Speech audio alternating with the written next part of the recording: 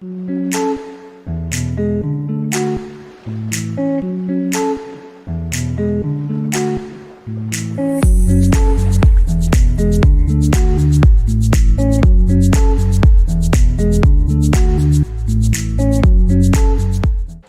les gars, j'espère que vous allez bien. On se retrouve aujourd'hui dans cette nouvelle vidéo dans laquelle je vais vous montrer mes différents exercices favoris pour prendre du galbe fessier. Du coup, je vous laisse me suivre pour découvrir ces différents mouvements.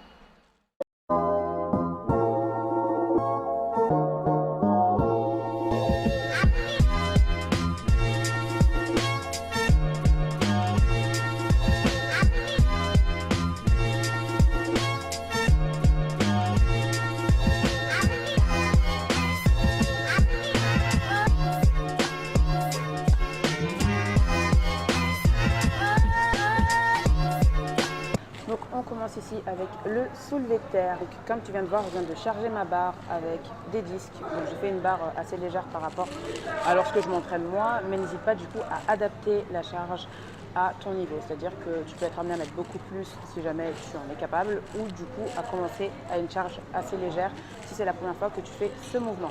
Ce que je te recommande, c'est d'avoir des chaussures plates ou te mettre en chaussettes pour ce mouvement. Du coup, c'est parti, on le fait ensemble et je te montre comment est-ce qu'on se met en place et comment on fait le mouvement. Ok, tu vas te placer du coup sous ta barre, donc tu vas mettre la ligne de tes lacets sous la barre. Dos droit, tu vas attraper ta barre main à largeur des épaules, sortir la poitrine, avoir un dos bien droit, tu regardes loin vers l'avant. Une fois que tu as sorti la poitrine, tu inspires et tu gardes la barre le long des cuisses et des tibias et tu viens te redresser complètement. Arrivé en haut, tu vas y avoir la poitrine sortie toujours. Et sur le retour, même chose, tu glisses le long des cuisses, des tibias, tu viens retoucher le sol et tu repars de la même façon. J'inspire. Arrivé en haut, je souffle. Et tu répètes selon le nombre de répétitions que tu as à effectuer.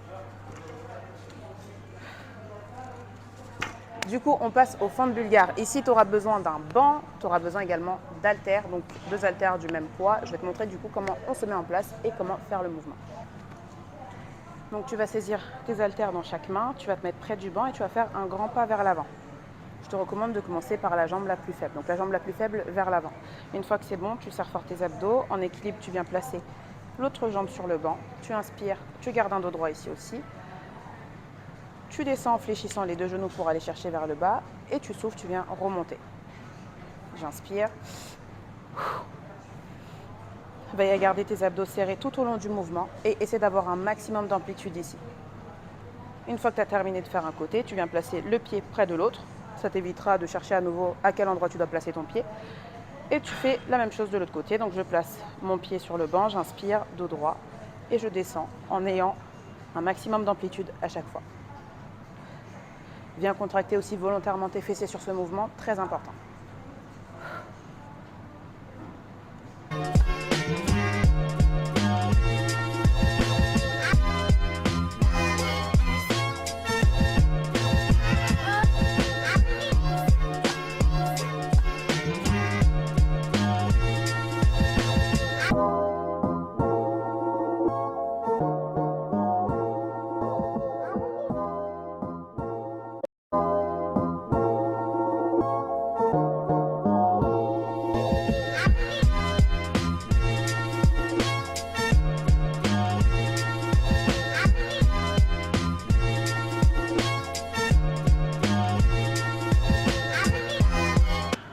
On passe ici au hip thrust. Du coup, comme tu viens de voir, je viens de mettre en place mon matériel. Tu as besoin d'un banc et surtout, je vais te demander de placer le banc contre un mur ou contre tes racks pour éviter que lorsque tu vas décoller ta charge, que le banc bascule en arrière. Donc par sécurité, mets ton banc en appui contre quelque chose de très solide. Première chose. Ensuite, tu as besoin de ta barre que tu vas venir charger. Donc là, j'ai mis une charge légère, mais bien entendu, sur le hip thrust, il faudra vraiment que tu charges un maximum. Donc là, j'ai mis ma petite barre avec un tapis, très important aussi, pour venir protéger ici ton bassin et éviter d'avoir des bleus parce qu'avec la charge lourde, ça risque de te faire mal juste là. C'est parti, on voit le mouvement. Du coup, moi, ce que je fais, c'est que je replie toujours mon tapis en 2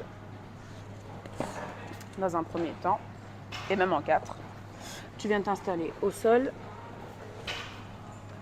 Tu vas tendre les jambes, placer ton tapis au niveau du bassin et venir rouler ta barre sur ton tapis de sorte à la placer vraiment, je vais te montrer, au niveau de l'aine.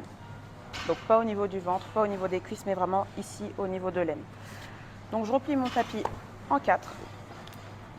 Tu viens placer ta barre au niveau de l'aine toujours. Très important, ton point d'appui sur le banc, ça va être tes omoplates. Donc veille à bien avoir tes omoplates bien replaquées contre le banc avant de démarrer le mouvement. Une fois que c'est bon, je viens fléchir mes jambes. Donc ici ma barre d'école, c'est normal, elle est très légère, mais quand tu mets du poids, crois-moi qu'elle ne décolle pas. Donc je viens placer mes pieds largeur des hanches. Une fois que c'est bon, mes omoplates bien replaquées, j'inspire.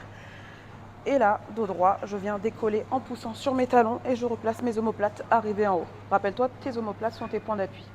Ici, tu gardes les bras tendus, tu inspires, tu descends et tu souffles. Tu contractes volontairement les fessiers et tu remontes de sorte à avoir genoux, hanches, épaules et tête alignées. Donc tu formes une ligne droite arrivée en haut. Attention de ne pas trop remonter et d'avoir les fessiers beaucoup trop hauts et du coup, venir engager le bas du dos et te faire mal potentiellement au lombaire. J'inspire. Je souffle, je remonte.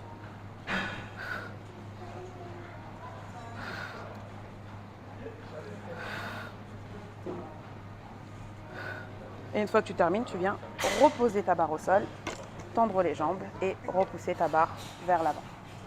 J'en profite surtout pour te dire que le hip thrust, c'est mon top 1. C'est vraiment l'exercice où tu vas avoir des sensations de fou malade. Et pour le coup, je trouve qu'en termes de résultats, quand j'ai commencé à le mettre dans ma routine, ça a tout changé. Genre vraiment, j'ai commencé à avoir une grosse évolution. Je t'invite vivement à le mettre dans ta routine si ce n'est pas déjà le cas et je te laisse m'en dire des nouvelles. N'hésite pas à me dire dans les commentaires s'il y a des mouvements que tu connaissais déjà, que tu pratiques déjà. Si tu as des questions particulières sur certains des mouvements, je n'hésiterai pas à faire une autre partie pour développer un petit peu plus sur ces mouvements dont je viens de te parler. Évidemment, il y a plein d'autres exercices qui sont faits pour développer les fessiers ou que tu peux accompagner de ces mouvements-là. On reverra ensemble une prochaine fois.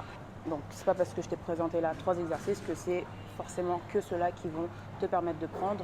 Mais selon moi, c'est des exercices qui te permettront en tout cas d'avoir une bonne évolution si tu veux prendre du galbe fessier, du volume au niveau du fessier.